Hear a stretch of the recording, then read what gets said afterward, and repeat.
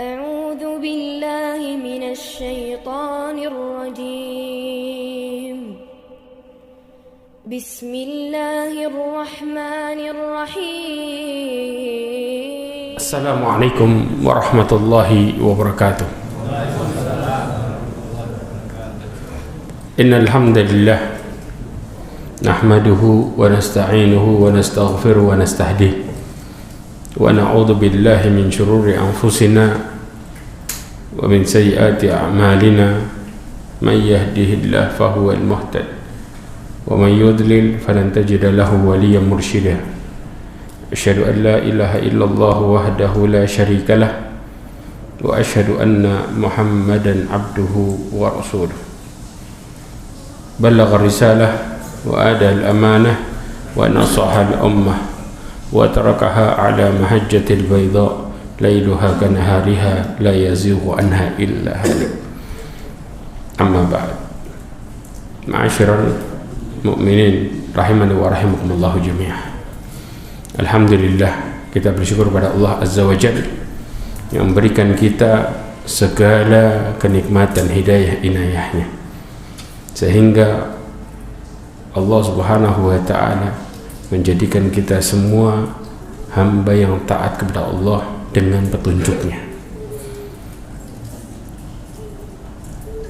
Salawat dan salam kepada Nabi Muhammad sallallahu alaihi wasallam, khairul anbiya'i wal mursalin, sebaik nabi dan sebaik rasul. Ma'asyiral mu'minin rahimani wa rahimakumullah. Kita masuk kepada pembahasan tentang ancaman seseorang yang menyembelih atas nama selain Allah. Nanti di sini kita akan berbicara tentang dua sisi. Bagaimana kalau menyembelihnya atas nama Allah tapi buat selain Allah? Bagaimana kalau menyembelihnya atas nama selain Allah tetapi buat kebaikan? Nah, semua nanti ada penjelasan secara detailnya.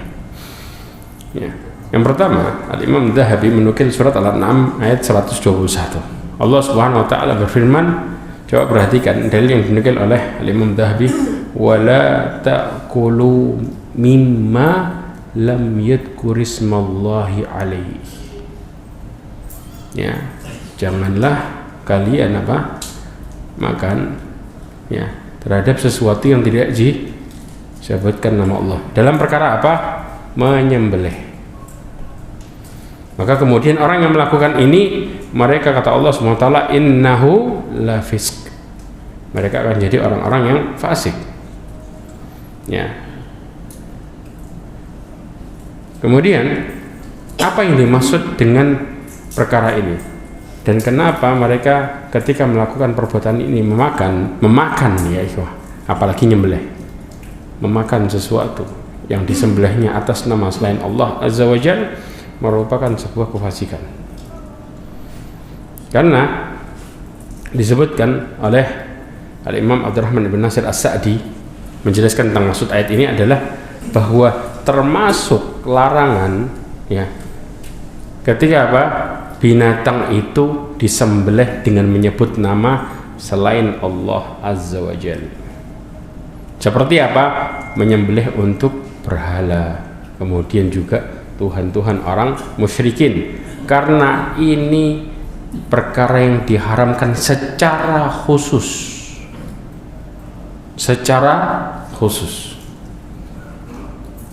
Ini bisa masuk ke dalam dua hukum, nanti kita masuk. Ada perkara syirik besar, ada juga perkara hukum yang lain, masuk ke dalam banyak hal.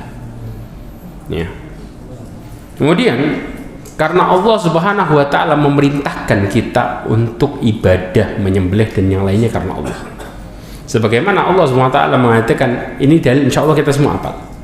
Allah berfirman qul inna salati wa nusuk ini adalah sembelihan. Nanti kita akan jelaskan yang dimaksud dengan nusuk itu apa. Kemudian wa mahyaya, kehidupanku, wa mamati, kematianku, lillahi rabbil alamin. Ini yang harus terjadi mutlak bagi setiap kaum muslimin. Mereka memperuntukkan semua hidupnya karena Allah. Ini aturannya. Ya. Kemudian Allah SWT memperingatkan kita dengan mengatakan la syarika lahu. Dan kemudian apa? Diperintahkan dengan semua itu. Setiap kehidupan kita diperintahkan dengan cara itu. Wa bidzalika umirtu wa ana awwalul muslimin. Maka Al-Imam Mujahid mengatakan istilah nusuk adalah dabaih fil haji wal umrah. Ya, yaitu sembelihan tatkala haji dan umrah. Bahkan Sa'id Ibn Jubair mengatakan nusuk adalah sembelihanku. Ini secara umum lagi. Jadi semua sembelihan, semua harus diatasnamakan Allah. Kalau enggak hukumnya jadi bangkai. Dan apa hukum makan bangkai? Haram. Kita sudah pernah bahas hukum memakan bangkai di pertemuan sebelumnya. Ya, jauh sebelumnya. Karena ini kemudian ayat ini ditutup dengan 3 penekanan sekaligus. Coba perhatikan. Allah Subhanahu wa taala memerintahkan kita dalam perkara salat, korban, hidup, mati. Yang pertama, Allah mengatakan hanya untuk Allah. 1. Jelas poinnya? 2. Allah mengatakan la syarikalah, tiada sekutu baginya. 2. Dalam perkara-perkara sebelumnya disebutkan inna salati wa nusuki wa mahyaya wa mamati, perintahnya adalah lillahi rabbil alamin la syarikalah. Kemudian di akhir Allah katakan wa ana awwalul muslimin, adalah orang yang pertama Islam. Ayat ini memerintahkan Nabi untuk mengabarkan kepada kaum musyrikin, ya, beribadah kepada selain Allah dan juga menyembelih kepada selain Allah yang mereka lakukan itu. Yaitu apa? Bahwa sesungguhnya Rasulullah SAW diperintahkan untuk mengikhlaskan ibadahnya dan hanya menyembelih untuk Allah semata. Dan Allah memerintahkan nabinya untuk menyelisihi mereka yang mereka melakukan sebaliknya, menyembelih atas nama selain Allah dan juga beribadah kepada selain Allah. Jelas sistemnya? Jelas penekanannya? Ini intinya.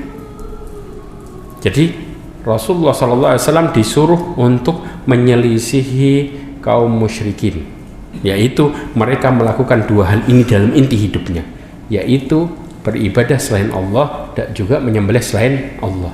Kalau ditanya orang-orang Quraisy itu inti nyembahnya menyembah siapa? Nyembah Allah. Ya. Kalau istilahnya kita, mereka menyembah Allah secara jelas. Tetapi mereka memperuntukkan sembelihan dan yang lainnya dikorbankan kepada selain Allah untuk menyampaikan kepada Allah. Nah, ini intinya niat awalnya mereka kepada selain Allah. Ini yang jadi permasalahan. Maka Allah sebut ini sebagai kesyirikan. Karena kalau tidak masuk dalam kategori syirik, mereka secara langsung, bukan memakai perantara. Kalau memakai perantara, maka disebut dengan kepada selain Allah. Faham ya? Ini adalah pembelajaran tauhid sebenarnya. Dan juga menyembelih kalau diniatkan dari awal kepada selain Allah, nggak bisa Allah diduakan. Bagi selain Allah dan juga Allah, nggak bisa. Allah hanya minta kepada Allah Azza wa Jalla. Ya. Kalau mereka ditanya, mereka intinya beribadah kepada Allah, tapi mereka menduakan Allah Azza wa Jalla. Dan ini yang bermasalah dalam perkara ibadah. Walaupun niat kita ada karena Allahnya, ketika ada yang lain, maka ini kategori syirik. Karena Allah minta hanya murni kepada Allah yang disebut dengan ikhlas. Orang yang riya itu ada karena Allahnya enggak? Ada enggak? Ada. Jangan salah, bukan enggak ada, ada. Tapi mereka juga berharap di sisi yang lain, kepengen komentarnya orang. Allah sebut itu riya. Karena Allah kepingin satu-satunya tempat kembali, bukan yang lainnya. Makanya ya ikhwah, kenapa surat Al-Ikhlas disebut dengan surat Al-Ikhlas? Ada nggak kata-kata ikhlas di situ? Ya ada kan? Nggak nemu kita. Tapi pertanyaannya kenapa namanya al-ikhlas? Ada yang tahu jawabannya? Iya, maksudnya apa? Itu surat. Kenapa jadi surat terbesar? Bahkan Rasulullah mengatakan disebut sebagai thuluthul Quran, sepertiganya Quran, karena itu membahas tentang sifat Allah. Dan ayat yang membahas tentang sifat Allah disebut ayat terbesar, yaitu ayatul kursi, bahas tentang sifat Allah. Makanya para ulama menjelaskan ilmu itu tergantung dengan apa yang kita pelajari. Maka semakin besar apa yang kita pelajari, maka ilmu itu akan menjadi semakin mulia. Pertanyaannya, kita mempelajari tentang Allah Azza wa Jalla, bagaimana Allah mengabarkan tentang sifatnya, dan kita disuruh mengimani maknanya tanpa memikirkan bagaimana Allahnya. Karena ketika mengimani maknanya, kita akan semakin muncul rasa takut kepada Allah Azza wa Jalla. Makanya Abdullah bin Mas'ud sampai mengatakan apa? Kafa khasyatallahi ilma. Cukuplah rasa takut itu disebut dengan ilmu sebenarnya. Karena kalau kita mempelajari tentang tauhid yang sebenarnya, kita akan tambah takut. Karena berpikir setiap kita berjalan, iya Allah ngawasi. Setiap kita berdoa, iya Allah dengar. Makanya Allah berbicara, manusia yang yakin Allah dekat, mereka membuktikan dengan doa. Allah katakan apa? Idza sa'alaka ibadi anni fa inni qarib ujibu da'watad da'i idza da'an. Aku akan menjawab doa hambaku kalau dia berdoa. Kalau enggak dijawab enggak akan. Maka dari sini seseorang yang yakin sama Allah bahwa kehidupan ini Allah awasin setiap saat, dan dari bangun tidur sampai tidur lagi dipertanggungjawabkan, mereka nggak akan pernah mau mendoa. Karena tahu yang keduanya ini nggak bisa apa-apa. Yang punya peranan mutlak cuma satu. Ya, inilah kategori di mana seseorang itu akan kembali apapun yang terjadi cuma sama Allah. Maka ini pelajaran tauhid sebenarnya. Makanya kenapa Nabi Ibrahim taatnya sama Allah luar biasa dahsyat. Karena Nabi Ibrahim tahu kalau dia taat sama Allah, Allah jamin dirinya dan keluarganya secara utuh. Dan keluarganya juga tahu kalau dia taat sama perintah Allah, bahkan apapun perintahnya, dia tahu jaminan Allah itu maha dahsyat. Dan mereka selalu menikmati jaminan itu satu demi satu, keberuntungan yang muncul satu demi satu. Makanya nggak pernah mau ingkar. Setelah faham bagaimana Allah menunjukkan janjinya satu-satu, sama. Kalau kita mau merasakan itu, maka yakinlah bahwa Allah Subhanahu wa Ta'ala itu selalu akan melihat, menyaksikan kita dan mempertanggungjawabkan apa yang kita lakukan. Ini butuh keyakinan. Jelas? Lanjut. Ma'asyiral mu'minin rahimani wa rahimakumullah. Nah, coba perhatikan perkataan Syekhul Islam Ibnu Taimiyah.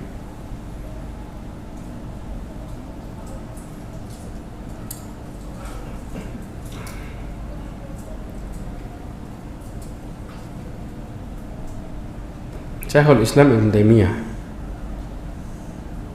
menjelaskan,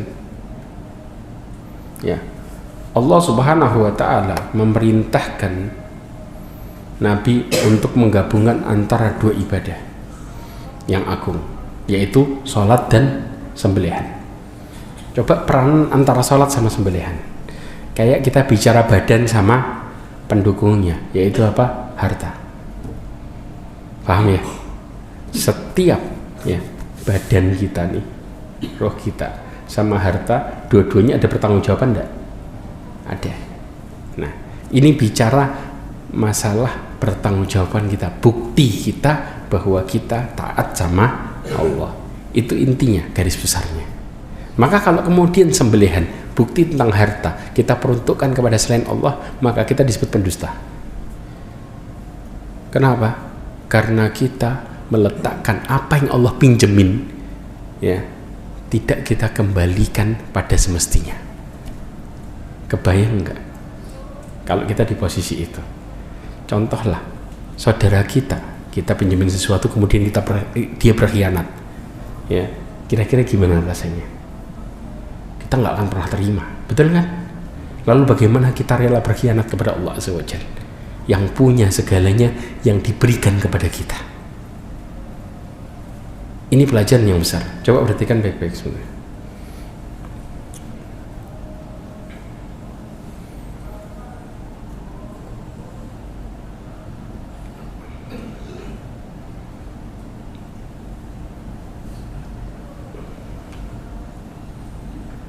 Ya. Allah Subhanahu wa taala memerintahkan Nabi untuk menggabungkan antara dua ibadah yang agung. Kenapa? Keduanya merupakan tanda kedekatan dan ketawaduan dan kebutuhan seseorang kepada Allah. Coba perhatikan kata-katanya, ya. Orang kalau sudah dekat, mereka akan yakin dan berkorban, ya ikhwah. Paham ya? Kalau mereka sudah berkorban kepada Allah Azza wa Jalla, apa yang terjadi? Mereka akan berusaha untuk berprasangka baik kepada Allah, bahwa apa yang Allah perintahkan pasti mendatangkan kebaikan. Satu. Kemudian dan yakin, ya, serta tenang hatinya kepada Allah, karena yang jamin langsung yang punya hidup. Kadang-kadang kita dijamin sama teman kita, percaya sama orang itu aja kita tenang, tenang, fulan bakal, dia sudah janji kok, apalagi yang punya hidup yang berjanji kepada kita. Paham? Kita bisa muamalah sama orang dengan cara itu, ya. Kemudian yang berikutnya adalah serta, ya, tentram, ya, hati kita akan kebenaran janji Allah, perintahnya, karunia-Nya, dan pemberian ganti atasnya. Subhanallah. Maka dari ini apa? Ini bertolak belakang dengan orang-orang yang sombong dan angkuh, orang-orang yang merasa tidak butuh kepada Allah, merasa tidak perlu untuk sholat kepada Allah, ya. Juga orang-orang yang tidak mau menyembelih untuk Allah karena takut miskin. Berarti orang-orang yang melakukan sebaliknya dicap sebagai orang yang sombong karena mereka nggak butuh sama Allah, ya. Ini secara tidak langsung muncul dan tersirat. Berarti apa? Kenapa mereka nggak bisa butuh sama Allah? Karena mereka melihat ke dirinya sendiri. Sekarang banyak mengingkari, ini orang kaya atau orang miskin? Kaya, ya. Ketika dia dalam posisi miskin, uangnya pas-pasan, dia mudah keluar duit tuh, ya, sedekah, tenang, Allah ganti. Begitu duitnya banyak, tambah ketakutan dan mulai mundur pelan-pelan. Kenapa? Hatinya mulai ditutupi dengan kesombongan, ngerasa semua ini usaha dirinya sendiri. Padahal kalau dia muhasabah ke belakang, dalam posisi pada waktu dia miskin, dia tidak bisa berbuat apa-apa waktu itu. Harapan dia berbuat baik cuma satu, Allah akan ganti. Bisa tuh. Tapi tidak dalam posisi ketika mereka kaya dan mulai melihat dirinya dan melupakan Allah. Akhirnya muncul sifat sombong. Qarun dulunya kaya apa miskin? Miskin, bukan siapa-siapa. Begitu kaya ngomongnya apa? Waktu miskin dia belajar, dia berharap kepada Allah Azza wa Jalla. Bahkan dia merupakan apa? Kaumnya Nabi Musa. Dia belajar dari Nabi Musa, jangan salah ya kawan.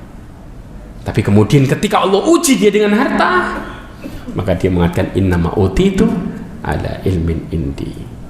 Saya dapat semua ini dari ilmu yang saya pelajari. Kebayang ya ikhwah? Ya itu dia. Kira-kira dia mau berkorban? Enggak. Padahal hartanya setiap orang ketika dia lewat, coba perhatikan Allah Subhanahu wa ta'ala. Saya bukakan suratnya. Perhatikan cara Qarun, ya. Ini disebutkan di dalam surat Al-Qasas. Al-Qasas itu surat keberapa? 28 ya? Ya.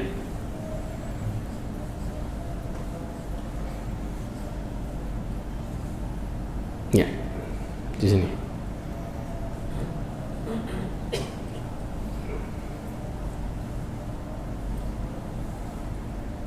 Kita lihat rejimannya. Kelihatan nggak?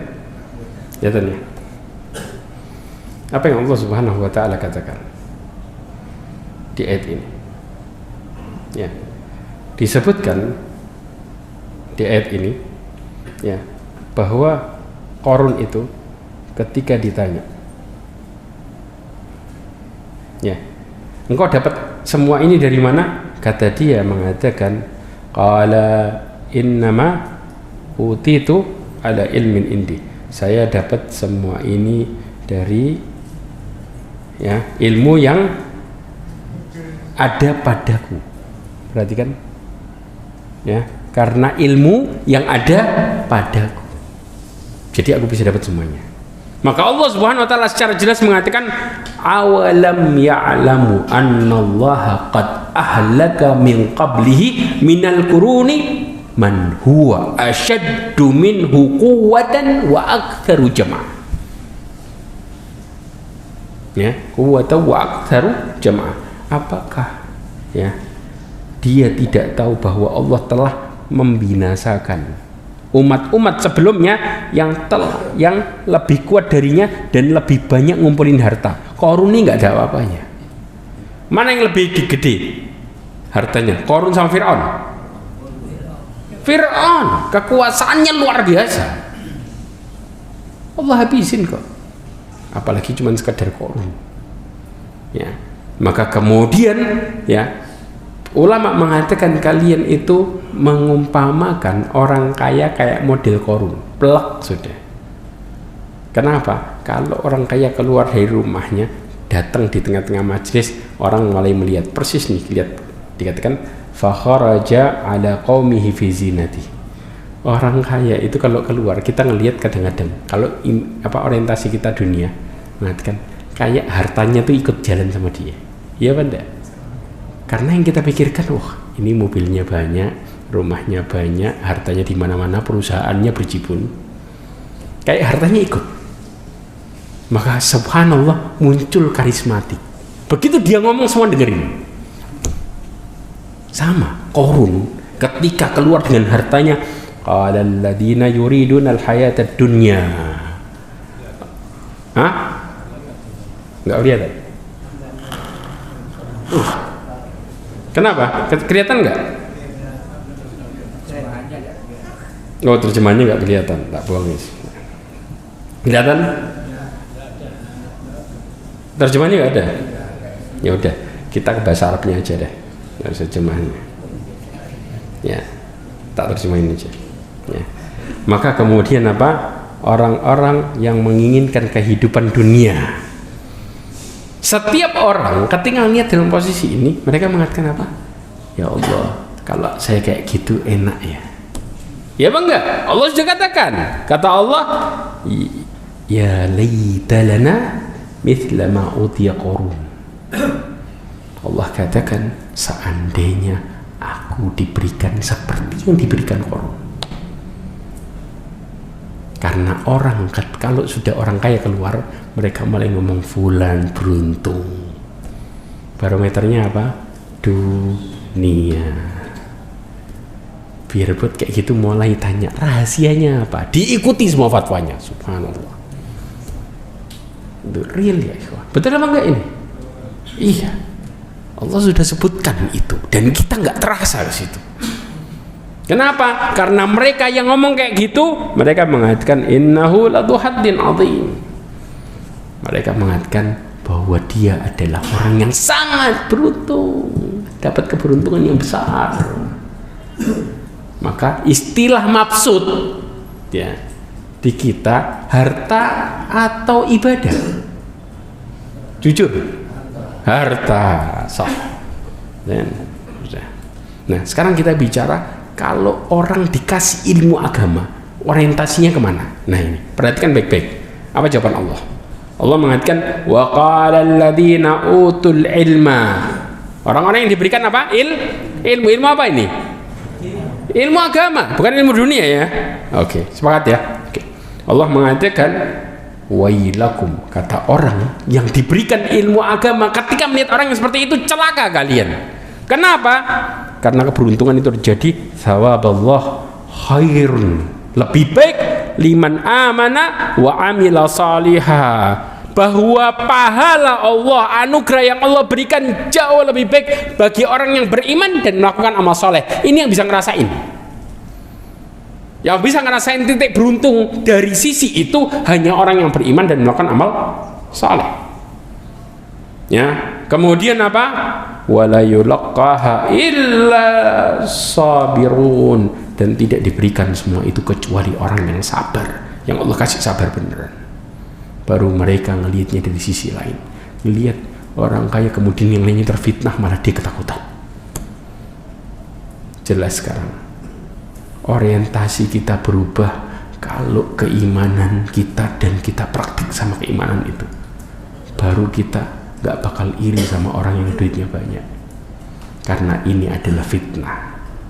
Jelas, paham?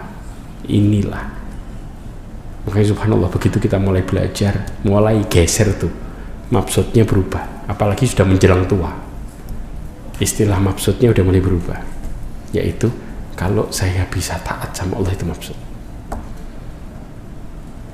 Ini pelajarannya ya kawan.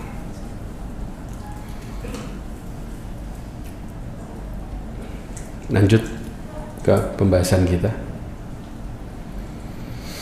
Kemudian Syekhul Islam Ibnu Taimiyah mengatakan intinya salat dan sembelihan merupakan ibadah yang paling besar kepada Allah, karena Allah menyebutkan keduanya dengan kata-kata harfun fa yang menunjukkan sebab, fa'us sababiyah, sebab perintah.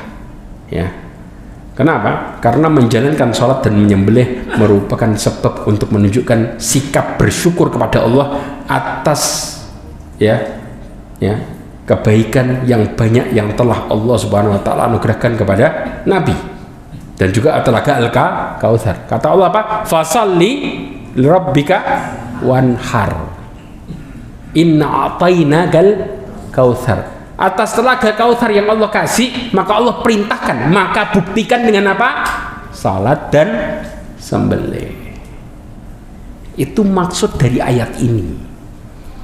Jadi kalau kita dikasih anugerah besar, buktikan dengan manfaatin buat taat, baru kita bisa dikatakan orang yang mensyukuri semua itu dan mengakui tentang keyakinan kita kepada Allah. Kalau dikasih tambah dibuat maksiat, berarti kita ingkar dan ragu sama Allah. Itu intinya sebenarnya ya. Nah, makanya kemudian apa? Ibadah harta yang paling mulia adalah menyembelih, dan ibadah badan yang termulia adalah salat. Makanya Allah menyuruh untuk membuktikan dengan ibadah yang paling mulia. Jelas ya? Yang berikutnya ya, yang dinukil oleh Al-Imam Dhahabi, hadis yang diriwayatkan oleh Al-Imam Hakim dalam Mustadrak. Ya, hadis ini banyak penguatnya sebenarnya. Banyak lafaz lain yang semisalnya. Dikatakan an Ala an Abihi an Hani Maula Ali ibn Abi Thalib. Ya, dari Ala, dari bapaknya. Ya. Kemudian dari Hani, budaknya Ali, mengatakan ya bahwa anna Aliyan, khususnya Ali radhiyallahu anhu, qala li Hani, mengatakan kepada Hani, mada yaqulun nas, apa yang dikatakan oleh manusia? Qala yaz'umuna anna indaka ilman min Rasulullah sallallahu alaihi wasallam wa Ali, ya la tudhiruhu qala dunan nas, dikatakan bahwa engkau memiliki ilmu khusus dari Nabi sallallahu alaihi wasallam yang tidak Anda tampakkan, tidak diperlihatkan maksudnya, ya. Maka di saat itu ya qala na'am, maka kata Ali mengatakan iya.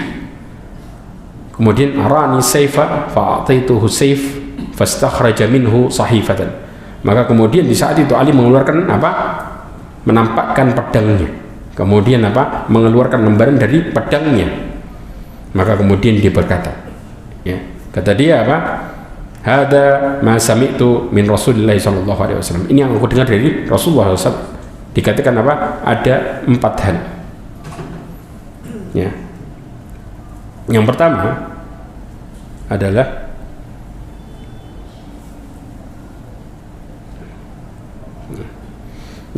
adalah ya, la'anallah man dabaha li ghairillah. Allah melaknat seseorang yang menyembelih pada selain Allah. Yang kemudian yang kedua adalah man tawalla ghaira mawallihi, ya, yaitu apa? Dia yang tawalla ghaira mawallihi, mengaku-ngaku bahwa dia anak selain pada bapaknya, ya. Kemudian la'anallah al-aqwalidayhi, Allah melaknat orang yang durhaka kepada kedua orang tuanya. Kemudian yang terakhir adalah wala'anallah muntaqis manarul ard, orang yang ngerubah patok tanah, ya, ini dilaknat. Dalil ini juga sejalan dengan apa yang diriwayatkan juga dari Ali bin Abi Thalib, bahwasanya Nabi SAW, ya, bersabda, ini di lafaz yang lainnya dengan riwayat yang lainnya. Kalau yang ini diriwayatkan oleh Muslim, makanya banyak syahidnya ini.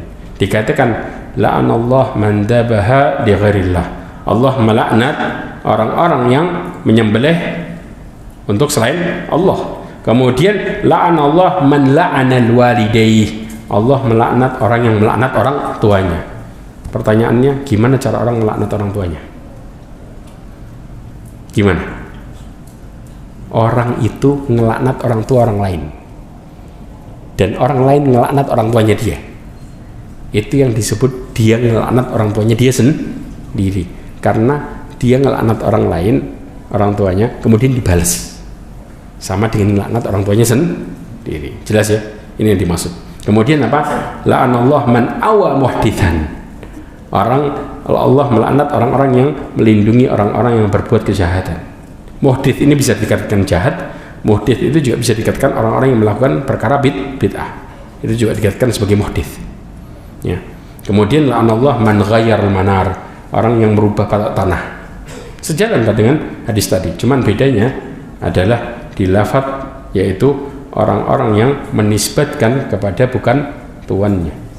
Ini yang beda. Nah, di sini Al-Imam Nawawi memberikan penjelasan. Wa ammad dabah li ghairillah fal muradu bihi ayyadbaha bismi ghairallahi ta'ala. Yang dimaksud dengan menyembah untuk selain Allah adalah mereka menyebut nama selain Allah dalam sembelihannya, ya. Kaman dabaha lis-sanam, seperti orang yang menyembelih untuk berhala. Mereka menyebut ya Lata atau ya Uzza. Ini yang disebut dengan menyembelih selain Allah. Kemudian atau buat salib, kayak orang mengatakan Yesus dan lain sebagainya. Atau buat Nabi Musa, Nabi Isa dan yang lainnya. Atau orang yang buat Ka'bah. Terjadi enggak? Ya. Kemudian wa fakullu hadha haram la tahillu hadhihi dabiha sawa'un kana dabihun musliman aw nasraniyan aw yahudiyan nassa alaihi Syafi'i wattafaqa alaihi ashabuna. Maka dikatakan ini merupakan perkara yang haram dan tidak halal bagi sembelihannya. Sama saja yang nyembelih itu, dabih itu orang muslim atau orang Nasrani atau orang Yahudi. Kalau nyembelihnya atas nama selain Allah, tetap jadinya bangkai. Bukan orang muslim, tetap sama yang kita makan. Kecuali kalau dia dimakan, kita nggak konsumsi, nggak masalah. Jelas ya di sini. Ini perkaranya, ya. Dan ini, ya, disepakati oleh Al-Imam Syafi'i dan juga sebagian sahabat-sahabat kami. Kemudian fa'in qasdu ma'adzalika ta'dhimul madbuh lahu ghairallah. Karena tujuannya yaitu apa? Mengagungkan yang diperuntukkannya, yaitu selain Allah Azza wa Jalla. Ini masalahnya. Sampai akhirnya jadi haram, ya. Dan juga ini merupakan ibadah kepadanya, padahal ibadah itu cuma buat siapa? Allah. Kita mengatakan la ilaha illallah, artinya apa? La ma'budu bihaqqin illallah, nggak ada yang berhak disembah dengan benar kecuali Allah. Karena pengertian Allah itu sendiri adalah sesembahan, yang disembah. Jadi cuma Allah tak yang disembah. Saat selesai. Kalau ada sembah yang lain, ini rusak. Bahkan sesuatu apapun yang di makanan halal, ya ikhwan, ya, ini buat apa namanya, buat pohon itu, kira-kira jadi halal apa haram? Jadi haram. Hatta makanannya halal, karena peruntukannya jadi nggak benar. Ini yang jadi masalah. Ya, binatang sesembelihan kambing itu halal nggak? Kalau caranya benar. Kalau enggak, jadi haram dia. Paham ya? Maka ini yang terjadi. Dan juga itu dikatakan sebagai kufur.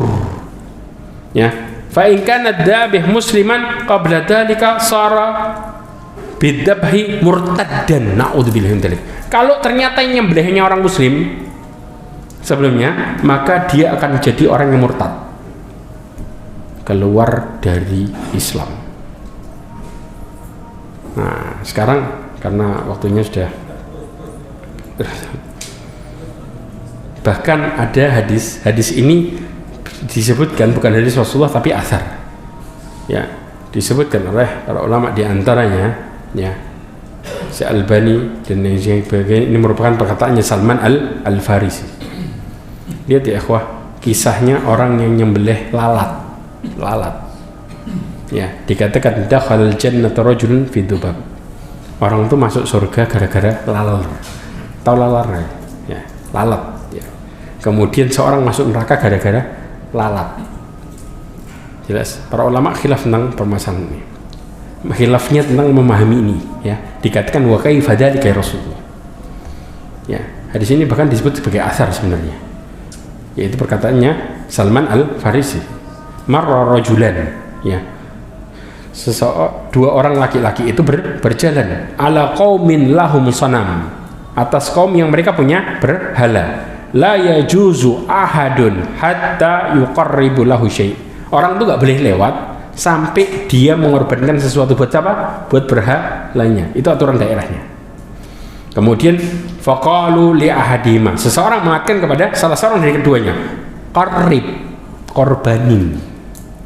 Kemudian mereka mengatakan laisa indi syai'un uqarrib, saya nggak punya sesuatu yang buat saya korbankan.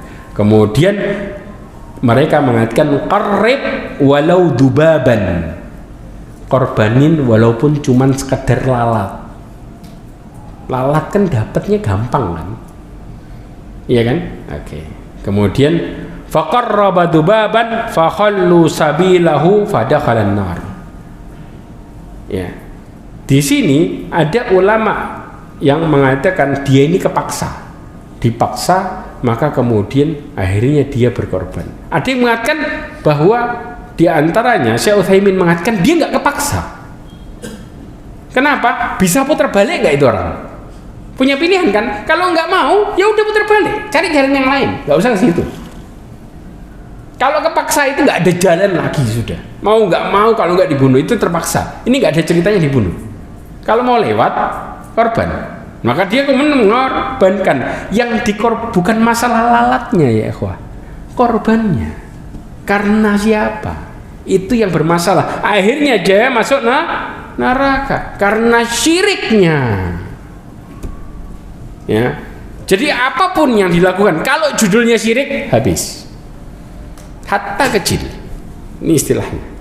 Kemudian yang lain, qalu qarrib, lakukan apa, korbankanlah. Ma kuntu li uqarriba li ahadin syai'un dunallah. Dia ngomong, saya nggak akan pernah mengorbankan sesuatu apapun itu kecuali hanya kepada Allah. Ya, fadaraba unuqahu, maka dia pun dibunuh. Ya, akhirnya apa? Masuk surga karena gara-gara tauhid. Kesimpulannya, coba perhatikan ini. Menyembelih hewan itu menjadi dua bentuk secara umum. Bentuk menyembelih bukan karena ibadah, tapi karena ingin dimakan dagingnya. Jelas? Atau buat nyuguhin tamu. Ya. Jenis ini terbagi jadi 3 macam. Perhatikan baik-baik. Kalau nyembelihnya atas nama Allah jadi halal. Kan bukan buat ibadah kan? Cuman suguhan atau makan sendiri. Ya. Tapi kalau nyembelihnya tidak menyebut nama Allah, maka hukumnya bangkai. Jelas? Tetap haram. Tapi kalau menyembelihnya ya menyebut nama selain Allah seperti nama Nabi dan lain sebagainya, ya, maka secara jelas sembelihan ini adalah haram. Ya, juga bisa jadi kesyirikan. Ya, tapi tidak sampai masuk syirik akbar karena bukan ibadah. Jelas ya? Dan ini yang kemudian dari penjelasannya Imam Nawawi. Nah, sekarang kalau bentuknya ibadah gimana? Coba perhatikan nih. Sistem yang kedua. Kalau nyembelihnya dalam bentuk ibadah, coba pertanyaannya, tujuan ibadah itu siapa?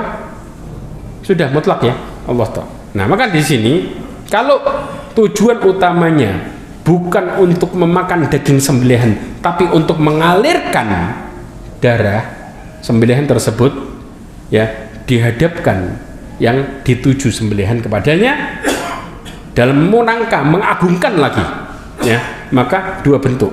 Kalau menyembelihnya untuk Allah, maka ibadah yang mulia seperti apa? Idul Adha, akikah, haji, dan juga nadar. Tapi kalau nyembelihnya kepada selain Allah, maka ini masuk syirik akbar. Dan juga orang yang nyembelih keluar dari agamanya.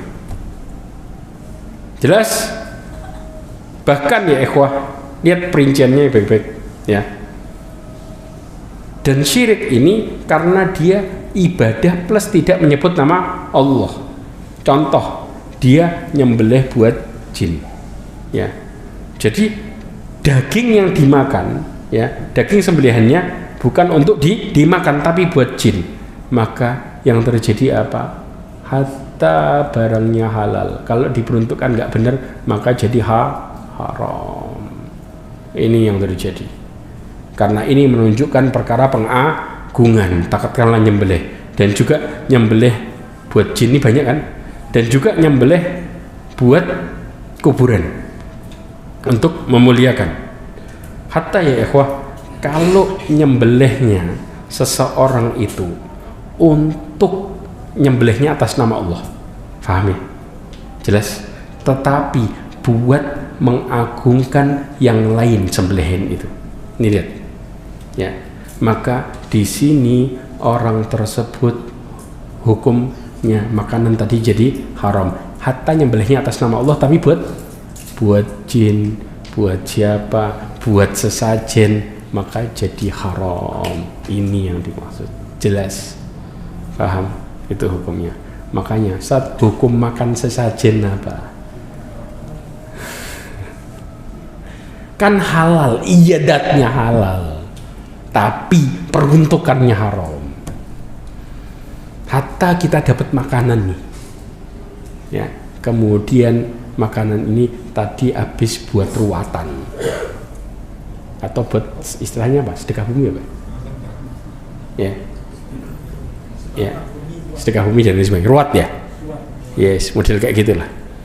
Ini dikirimi, ya, buat sesajen, ya, dari sesajen tadi habis sesajen terus dikasih kita. Jelaskan itu orang yang ngomong kan haram tuh makan. Jelas ya, paham ya. Jadi niat yang haram, niat yang buruk akan mempengaruhi perkara itu. Na'udzubillahi min dzalik. Inilah secara detailnya kenapa Allah Subhanahu wa taala melarang, karena peruntukannya enggak tepat dan enggak benar. Dan Allah menginginkan orang makan dari toyib itu baik secara datnya toyib, peruntukannya juga benar. Jadi secara total, bukan setengah-setengah ya ikhwah. Dan nggak bisa juga datnya haram, istilahnya.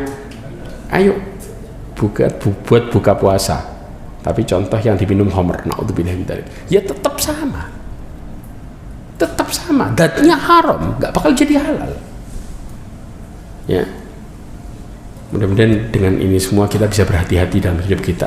Mudah-mudahan Allah SWT menghindarkan kita dari perkara-perkara yang haram, dan mudah-mudahan Allah SWT membersihkan darah kita, daging kita dari perkara-perkara yang haram, karena perkara yang haram akan menghilangkan dari keberkahan dan juga mendatangkan murka Allah Azza wa Jalla.